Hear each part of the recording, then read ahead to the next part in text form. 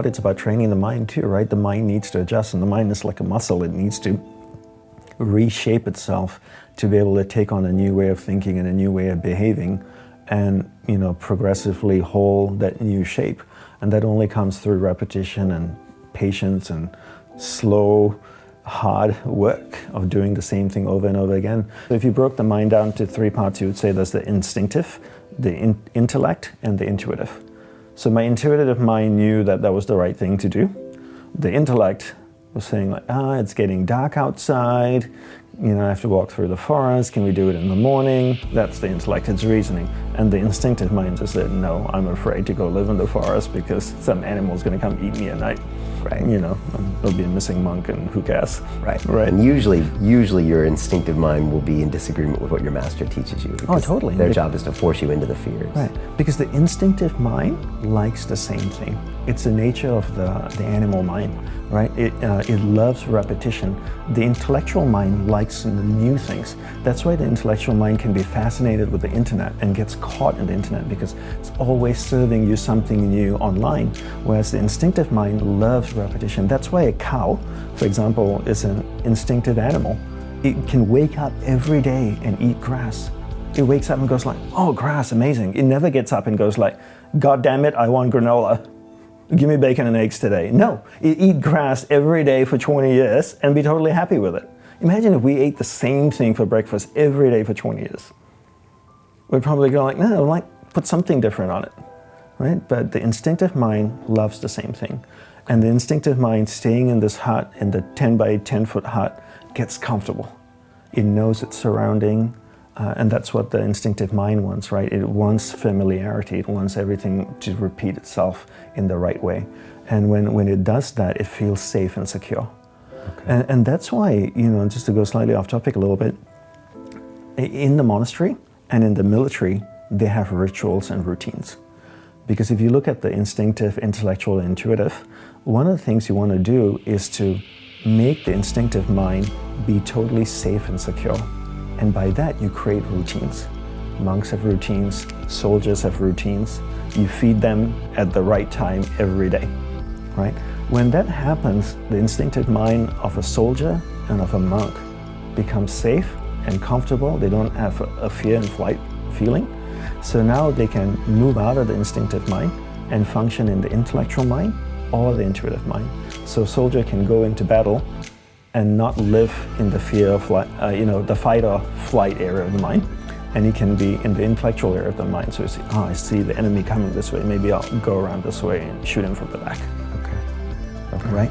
Because if not, he's in the instinctive mind, he'll go, I'm gonna fight or I'm gonna run. And by creating routines and rituals, you make the instinctive mind feel secure and calm. Okay. Yeah. So those are the three parts of the mind. You want to talk about the intuition? And the responsiveness, so after you've got humility, obedience, when you hear your intuition speaking to you, the next step is be responsive. Respond, do something. If your teacher tells you to do something, go and do it. Respond, be responsiveness. And if you don't have to sometimes wait for instructions, if you see something on the floor that shouldn't be on the floor, pick it up. Don't wait for somebody to tell you to pick it up. Go do it, right? And that's the state monks were trained to have, the state of responsiveness. You see a dirty dish in the sink, go wash it.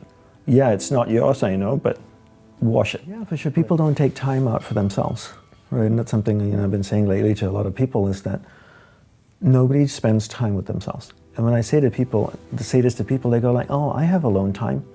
Every evening when I walk my dog for half an hour, that's my alone time. And you're like, no, that's walking a dog. When I'm at the gym working out, that's my alone time. I go like, no, that's being at the gym. Alone time is you sitting down in a chair at home or on the floor, cross-legged, no music, no journal, no podcast, your eyes closed, and spending time in contemplation and reflection. Not meditation, but in actual reflection and really having a conversation with yourself, the same way we're having a conversation, getting to know each other and each other's opinions and thoughts. You have a conversation with yourself, and people don't do that, right? They don't spend any time doing that, and if you don't spend any time doing that, how would you know what's important in your life, where are you struggling, and what you need to focus on next, and what you need to work on? You're so busy from the moment the alarm rings, they reach over to the side table, grab their phone, turn off the alarm, look at all their notifications, and then start stroking that phone. This is how people get pleasure in the morning, stroking the phone. Do the work now so you can spend the rest of your life living a life that's in alignment with your purpose.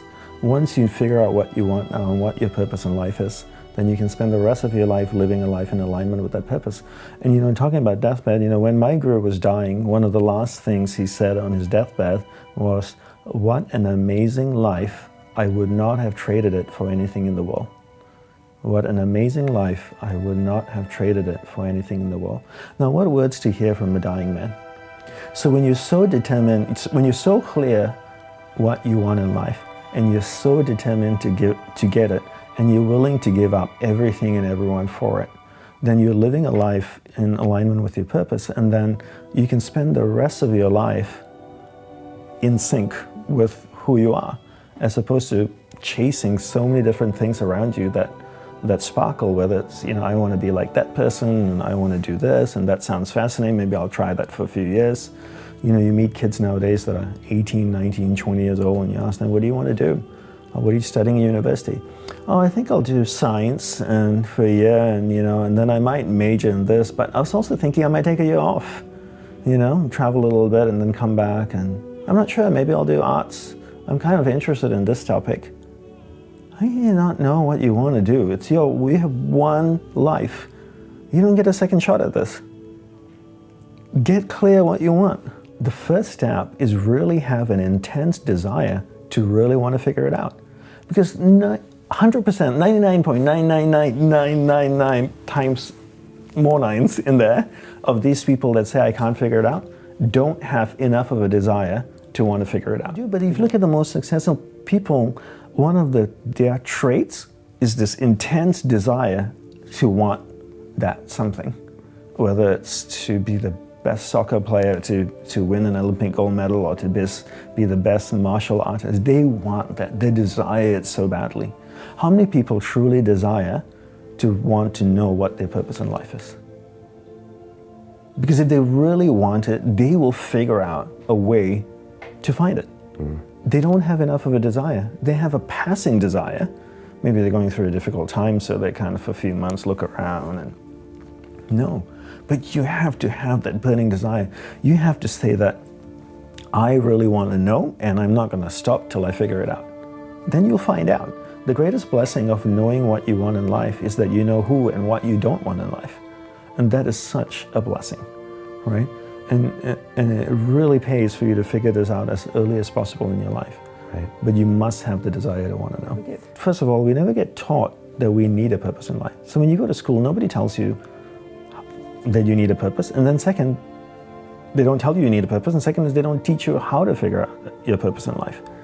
So most people grow up thinking that they don't need a purpose. But you do. But if you look at all the mundane things that you do in life, it's all driven by purpose. I mean, when was the last time you got in a car just to go for a drive? Probably never, right? Not if you live in London, right? When you get in a car to go somewhere, it's because of a purpose. You're going to meet somebody or have dinner or get to a location. In all the mundane, you go to the bathroom, there's a purpose. You never get to the bathroom and go, I'm not sure why I'm here, right? All the mundane things we do in life are driven by purpose, so why shouldn't life have a purpose? If you understand the mind, right, it works on pattern, right? Because right now my mind is shaped like this. And if I want to go to the next version of me, I need to break this, right, that mold, and then heat it up and then remold it again. And that process of breaking in order to reshape it is where I go, this is really difficult, this is painful, I don't really want to do this. And then it needs to reshape again. And then you get comfortable, the mind gets comfortable with being in its new shape, version 2.2, and then to get to 2.3, you need to break that shape again, and that's when you go like, oh, this is difficult, this is crappy. I think I should stop. And then it needs to remold again. And that's the part of growing, right? And you just realize after a while that every time you move yourself to the next best version of you, you're going to go through that process of everything in your body readjusting. The patterns in your mind need to break and adjust. Your nervous system and the body is comfortable now with how life is currently. But if you want to go to the next version of you, it needs to adjust everything. Your muscles, your body, your nervous system needs to adjust to the next version. No, three things: concise choice of positive words, clear visualization, and feeling. And feeling being the most important component, because feeling is emotion, and emotion is energy, and energy is magnetic.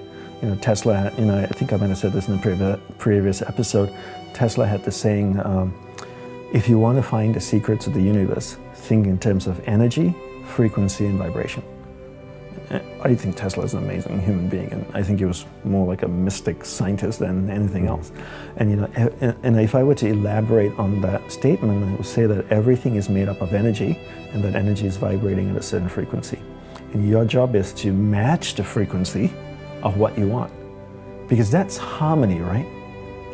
If your team here can match your frequency, then you're all in alignment and on the same page. And then you work together.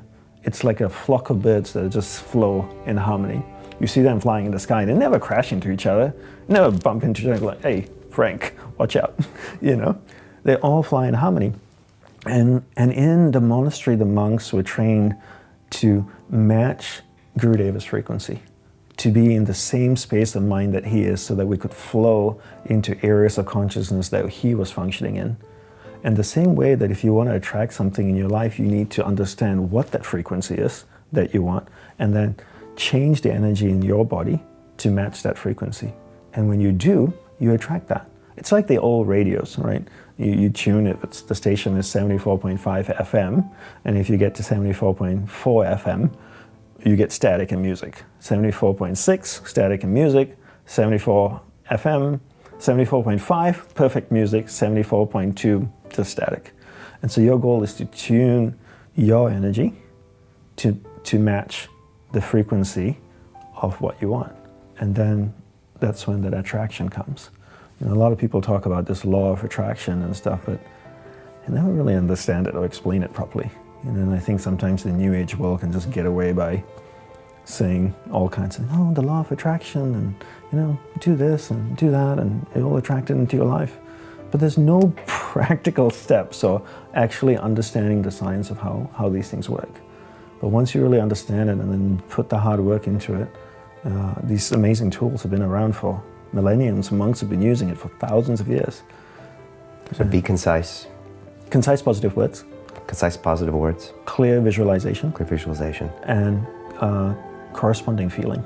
Right? The feeling is emotion. So when I say corresponding feeling, if you want something, you need to match the frequency of what you want. So remember what Tesla said, think in terms of energy, frequency, and vibration. Right? Everything is made up of energy, and that energy is vibrating at a certain frequency. So if I want to be in harmony with you, I need to feel how you feel, and how does Brian sit, and how does he talk, and how does he stand. And it's same like actors, that's what they do, right? Actors. Somebody needs to play Cleopatra or King Richard or whatever it may be, they try and feel that person, right? Or even James Bond. James Bond has a certain way that he walks and talks. Right. And there's so many people have played James Bond, right? 6 or 7 people, however it is. But you never go, oh, that doesn't feel like James Bond. They all have that James Bond walk. Because what have they done? They've really moved their awareness into that area of the mind, and they started to feel the character.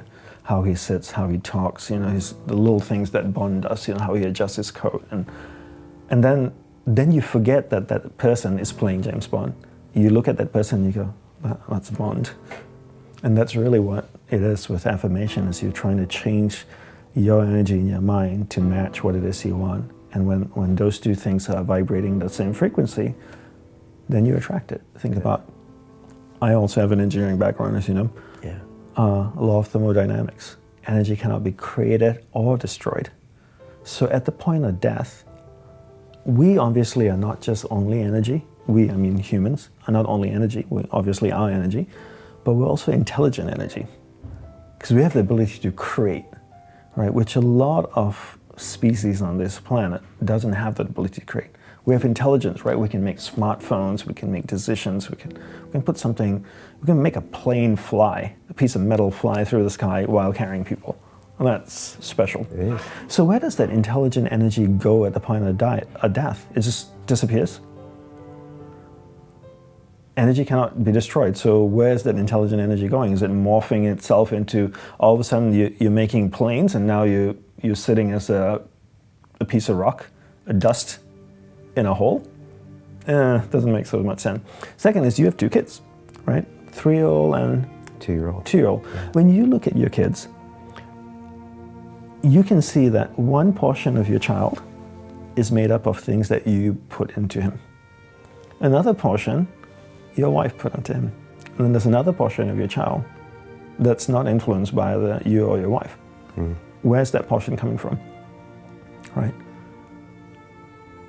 He has personality, he has traits that you go like, oh, where's that coming from? So obviously he's brought that from a previous life. And it's really easy to observe this in children, adults harder, but in the first 4 years of a child's life, they're telling you everything about their previous life. So Brian, if you took your wife and your kids and you took a month off London Real, I'm tired of doing these interviews, I'm going on a break. Something I need to do, but that'll be the day. Yeah, that'll be the day. Right, so you take a month off, you go to Asia, right? You travel around, you go to India, you go to Nepal, hike the Himalayas, you go to Cambodia, Indonesia, you have a fabulous time with your family for a month, right? You come back home to London. What will you be talking about in the first few days after you come home? My trip. Your trip, right? Yeah. You'll tell your friends, you'll tell your team, you'll show photos. So imagine if you went on an 80-year vacation. What will you talk about afterwards? My trip. Yeah. So if you lived for 80 years and you died and you reincarnated, what will you talk about? Your last trip. So your kids are telling you all the time about their previous life. And because parents are so close-minded, they go like, oh, it's so cute that Johnny is talking about being a soldier.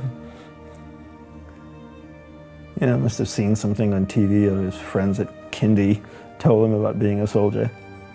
No, he's telling you about his last life. My son Caden acts out entire monologues in front of me and my wife. I kid you not. Like, he stands on the king-size bed and we sit and watch him. In his own language, he acts out these entire monologues as if he's telling the story of like a medicine man somewhere. And there's different characters and he's realizing and seeing things around the thing and he speaks in, I mean, it's something to behold. And I'm like, baby, he's trying to tell us something. And she's like, I don't know what you're talking about. And I'm like, everything inside of me tells me, but there's something going on here. He's telling you what he did in his past life. Because when you go for a vacation for a month, you talk about it for 1-2 weeks afterwards. So imagine if Caden lived 80 years in a previous life doing something that he was passionate about and really involved in. That's what he's trying to tell you. And the problem with parents is that they have their own agenda, they're not open-minded enough or know enough to look and go, what is he doing? I'll tell you a little story. I just encourage him. I applaud afterwards. Yeah. I don't even think he knows what I'm applauding for. He's just communicating. He is, yes. Yeah, he is. And then, and kids are also very psychic at that age, right? When the early years, they're able to look into what we call the astral plane and see beings that don't exist in the physical plane and communicate with them even. So we believe there's a physical plane in Hinduism, and then there's also an astral plane, which exists right here, right now, but that's outside our visual spectrum. So imagine if my eyes can see between 20 and 40 kilohertz. I'm making up some numbers, I don't know what the spectrum is. I forgot that too. Right. Engineering school was a long time ago. A long time ago. Right. And the astral plane exists a little bit outside. Have you seen the movie Ghost? With Patrick Swayze? Yeah, of course. Yeah, so when Patrick Swayze dies, Whoopi Goldberg can see into the astral plane, right? So she can see like dead people, so she could communicate with Patrick Swayze and other ghosts, and she was like this channel or something like that. And kids are that way too. Not all kids, but a lot of kids can see. And that's why when you say like your son's like almost like he's talking to somebody, he's able to see. They're able to see into that plane for a little bit of period, a few years, and then after that kind of lose that ability as they develop their intellect and really get anchored into the physical plane. And we condition them out of it too, right? Yeah, Stop doing that. Right. What are you doing? Yeah. Work on your homework. Stop talking to your imaginary friend, right? No, they're talking to somebody. So they've just come. So when you die, you leave the physical plane, you go into the astral plane, you're not somewhere else, you're functioning in the astral plane till it's time to reincarnate again. So when you come back from the astral plane, you go back to the physical plane, there's a transition period. It's not binary, it's not a 0-1. And there's a little transition period, and there's parts of you that are still connected to that world, and you can see and you can communicate with people, and that's probably who your son is talking to. The best thing you can do with children is just be completely observant and see, what are they trying to tell you? And really observe, because once you understand what their traits are and their characteristics are, you can cultivate it. If you're humble enough, right, you can cultivate it. Yeah. If I wanted to play the piano, I need to first learn how to play the piano, have someone teach me. And then the second thing I need to do is practice. Practice playing the piano. How much do I practice? Well, depending on how good I want to be. If I want to play for my Aunt Ethel on the weekend, I might have to practice 20 minutes a week. If I want to play for Juilliard, it might be 7 hours a day, 7 days a week. So the same thing with concentration, right? Concentration is a science and an art. A science because there are clear steps that you need to take to work towards a goal, and an art because it requires repetition and practice, right? So I always say that concentration is a science and an art, and learning how to concentrate, you have to understand the mind, right? So as I shared before, that you're not the mind, rather you're pure awareness moving through different areas of the mind. And I define concentration as my ability to keep my awareness on you for an extended period of time until I make a conscious choice to shift it to something else. So most people allow someone or something outside of them to control where their awareness goes. So I'm chatting with you, my phone goes bing, I pick it up, so my awareness gets dragged there. Another notification comes, my awareness goes there. I see a noise out there, I hear a noise out there, my awareness goes over there. Right? So my ability to keep my awareness on you or something for an extended period of time is my ability to concentrate. So the first step in teaching your children to concentrate is really teaching them about the separation of awareness and the mind. They're not the mind, rather the awareness moving within the mind. And once they understand this, then you define to them what concentration is, which is keeping awareness on one thing at a time. And then you say to Kaden, like, hey, or your stepdaughter, and say, honey, every time your awareness goes away, can you bring it back? Or if you're having a conversation with her and you see her awareness drifting away, thinking about something else, you say, honey, can you bring your awareness back to me? And then you train them. But one of the biggest lessons I learned in recent years, a couple of years ago, I was speaking at an event in South Korea, in Seoul. It was called the World Knowledge Forum. There were about 3,000 people there and a lot of dignitaries and everything, and I was one of the speakers. And one night they had a special dinner, get-together dinner, and they only invited like 60, 70 people. There were prime ministers and presidents of countries, and they asked me to come in. So I went there, and they started the night with some drinks. And we were just chatting I was chatting with a couple of people, and this guy comes up to me. And he was like, who are you, and what's all this outfit about? Right? What are you speaking? Very direct. Very direct. Must have been American. How did you guess? So I turned to say hi, and it was Reince Priebus, Trump's former chief of staff, White House chief of staff. And I'm not a Trump supporter and probably lose about 5,000 fans for saying that, but that's okay. Who cares? So I turned to him, and obviously, my guru taught me a long time ago in the monastery to treat everybody the same, right? So I treated him with respect, and so I started chatting with him, and I learned, the biggest thing I learned that year was from this man. And in that conversation with him, earlier that day, Ban Ki-moon, the former UN Secretary General, gave a talk on the environment and how we're at a tipping point right now.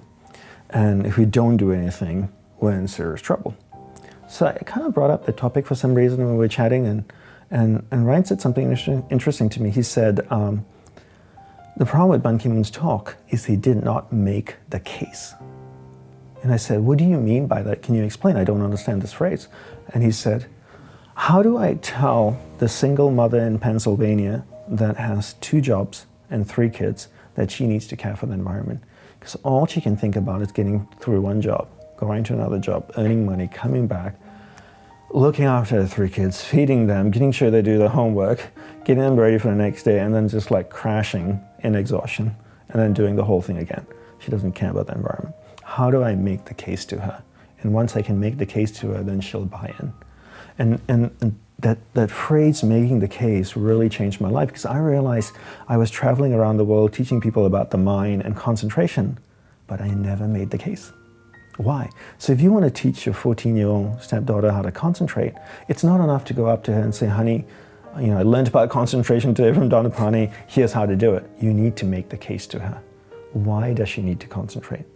And once you can make the case to her, when she buys in, and then she'll go, please teach me. Right? And a lot of times parents go up to the kids and say, okay, son, you need to learn how to concentrate. I watched this YouTube video. I took Dandapani's course. You need to learn how to concentrate. I'm like, yeah, that's another one of 1,000 things you're telling me to do.